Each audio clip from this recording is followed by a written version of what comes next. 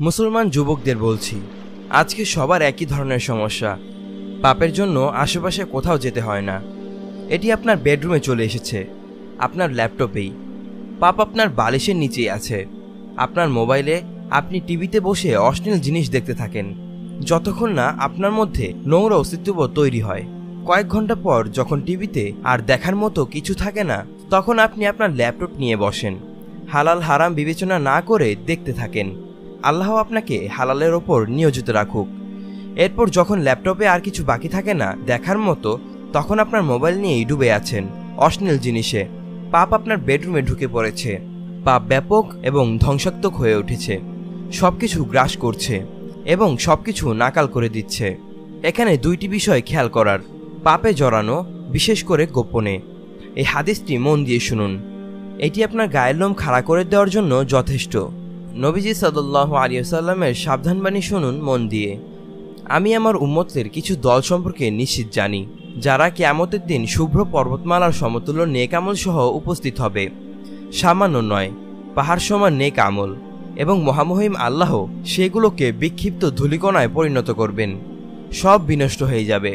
অতঃপর রাসূল সাল্লাল্লাহু আলাইহি ওয়াসাল্লাম বলেন, যারা তোমাদের সম্প্রদায়ভুক্ত এবং তোমাদেরই ভাই অর্থাৎ মুসলমান এবং কোনো সাধারণ মুসলিম নয়, বরং তারা এমন মুসলিম যারা মাঝরাতে উঠে তাহাজ্জুদ পড়েন। তারা ইবাদতকারী মুসলিম, কিন্তু তাদের গুনাহ কি? তারা এমন লোক যে একান্ত গোপনে আল্লাহর হারামকৃত বিষয়ে লিপ্ত হয়। সুতরাং আপনি আপনার মোবাইল নিয়ে একা বা নির্জনে আছেন, মনে রাখবেন আল্লাহ আপনার সকল নেক আমল নষ্ট করে দিবেন যদি আপনি সচেতন না হন। এবং দ্বিতীয়ত, যাদের হারাম থেকে ফেরার ক্ষমতা ও সামর্থ্য রয়েছে তারা সুসংবাদ শুনুন। এবং আমি এই হাদিসটি দিয়ে শেষ করব। নবী মুহাম্মদ সাল্লাল্লাহু আলাইহি ওয়াসাল্লাম বলেন, হে সাহাবীগণ, তোমাদের পরে আসবে ধৈর্য ধারণের সময়, কষ্টকর সময়, যখন একজন মুসলিমের ঈমান ধরে রাখা হবে খুবই কঠিন। কিন্তু যারা সেই কঠিন সময়ে পাপের মহাসাগরে ইন্টারনেটের যুগে যদি কেউ সেই সময় তোমরা যেভাবে দিনের উপর অটল আছো সেভাবে অটল থাকে, যদি তারা তখন তোমরা দিনকে যেভাবে ধরে রেখেছ সেভাবেই ধরে রাখে, হে সাহাবীগণ, তবে তারা 50 জনের সমান নেকি পাবে। অতঃপর তারা বলল, ইয়া রাসূলুল্লাহ সাল্লাল্লাহু আলাইহি ওয়াসাল্লাম, আমাদের 50 জন নেকি তাদের 50 জনের সমান? রাসূল সাল্লাল্লাহু আলাইহি ওয়াসাল্লাম বলেন, না, তোমাদের 50 জনের সমান আমার সাহাবীরা।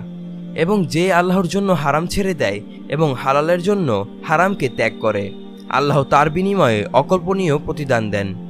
আসহাব অর্থাৎ গুহাবাসীগণ ইসলামের জন্য ঘর ছেড়েছিলেন, আল্লাহ এর বিনিময়ে তাদের পৃথিবীতে কর্তৃত্ব দিয়েছেন। সুলাইমান আলাইহিস সালাতু ওয়াস সালাম আল্লাহর জন্য তার ঘোড়াগুলো ছেড়ে দিয়েছিলেন, আল্লাহ এর বিনিময়ে বাতাসকে তার অনুপাত করে দিলেন।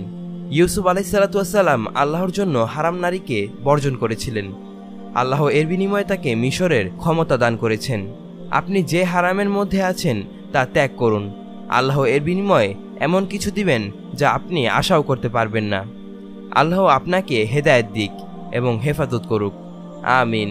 আসসালামু আলাইকুম ওয়া রাহমাতুল্লাহি ওয়া বারাকাতুহু।